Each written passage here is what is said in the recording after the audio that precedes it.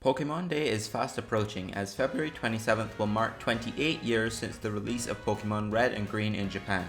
Pokémon Day events held over the past few years have been the source of big reveals for new games and other additions to the franchise, like the announcement of Sword and Shield in 2019, Scarlet and Violet in 2022, and the DLCs for Scarlet and Violet in 2023.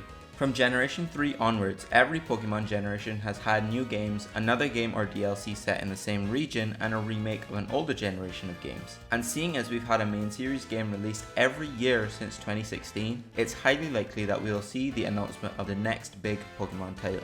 What this new game will be, we can't be completely sure right now, but the Indigo Disc DLC for Scarlet and Violet contains several hints towards it having something to do with Black and White. Aside from the fact that those games are logically next in line for the remake treatment, some new Pokemon designs, similarities between characters, and the fact that the DLC is literally set in Unova all point to the fact that Black and White games of some kind are probably coming. There are a few main possibilities for what the Pokemon company could be planning for Black and White. It could obviously be just a standard remake, it could be Pokemon Legends Kyurem, or it could be both. Pokemon Black and White are my favourite games in the franchise, and one day I'd love to see them remade, but not now. The franchise right now is in a bad state, not in terms of sales, those are doing just fine, but in terms of quality. Brilliant Diamond and Shining Pearl are decent games in their own right, but as remakes they really don't do anything new while also retaining problems that were fixed in Pokemon Platinum 15 years ago. Legends Arceus is a good game, and while it for sure has its issues, I think it was a really fresh and fun foundation that can be built on for future games. But worst of all and most recent, Scarlet and Violet and their DLCs are buggy messes and run so poorly. While I had a fun time playing them on release, when I took a step back and looked at where the series was and where it is right now, it was really disappointing to see the decline in quality. I think they're fun games at their core with some interesting ideas, but they were executed so poorly. From the outside looking in, it seems to me that the problem with Pokemon right now is time and resources. Having a big game release every year is just not sustainable. Game Freak, the studio that actually develops the main series games, is made up of about 170 people.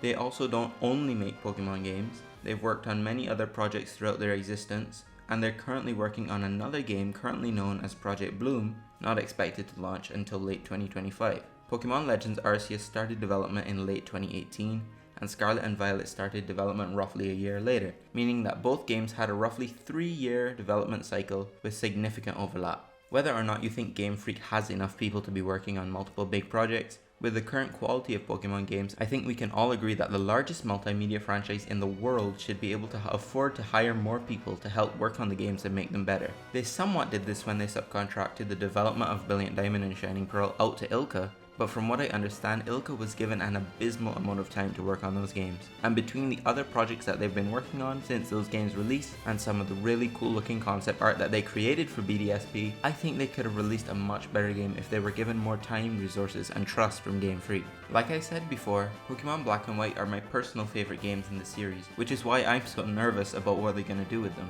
If we do get remakes, at this point I'm not sure if they'd be in the style of BDSP or Scarlet and Violet, but if I'm being honest, I don't think I'd want either. If I had to pick one of these two options, I'd probably go with BDSP style remakes, because at least then I know that they wouldn't do anything to actively ruin what was already there in the originals, and that it would at least run decently well. Which type of remake they would do unfortunately doesn't matter though, because the Pokemon community, myself included, will eat up whatever they put in front of us, even if it's a flaming trash heap of a game.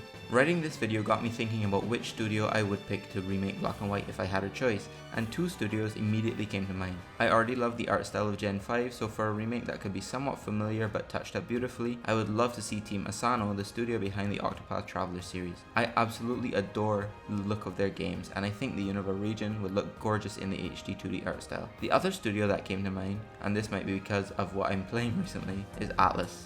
Persona 3 Reload is incredible so far, and when I think of a studio that I trust to remake Black and White as 3D games, it's Atlus. Also, from the Shin Megami Tensei series in general, they've got quite a bit of expertise for dealing with different creatures and elemental attacks. The only downside is if Atlus was remaking the games, would be that Persona 6 would take even longer to release. If either Atlus or Team Asano got their hands on Black and White, or any Pokemon game for that matter, it would be a dream come true. But I fear it will probably always be just that, a dream. Moving on from remakes, the idea of Pokemon Legends Kyurem is probably the most exciting possibility to me. I really like Legends Arceus, and I would love to see Game Freak improve and iterate upon the concepts and the ideas it laid the foundations for in that game.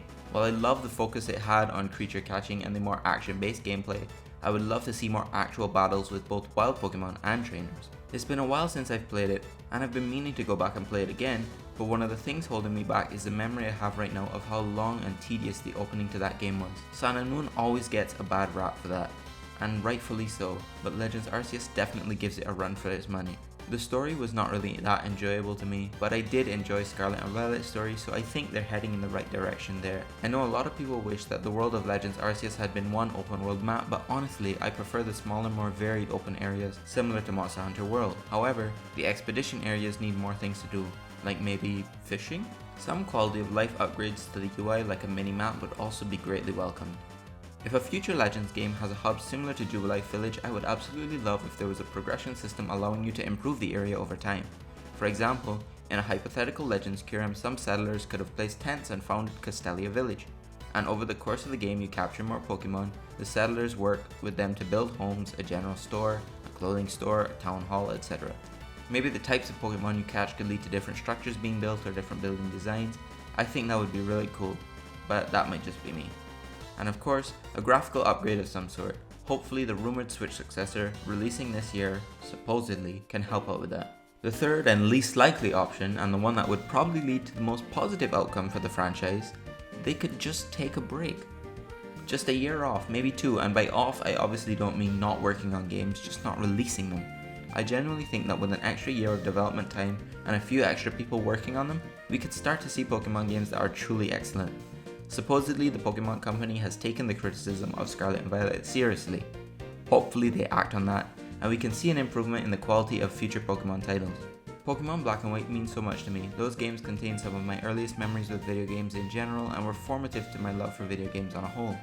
And as 2 of the lowest selling games in the series, I really hope that if they do get brought back for a new generation, it's done with love, care and reverence for these games that mean so much to so many people. At the end of the day though, no matter what happens, from lazy remakes to half-baked spin-offs, to God forbid Black and White 3 for some reason, the original Pokemon Black and White will always be there for us to play, one way or another, and they can't take that away. Stay safe everyone, and happy Pokemon Day.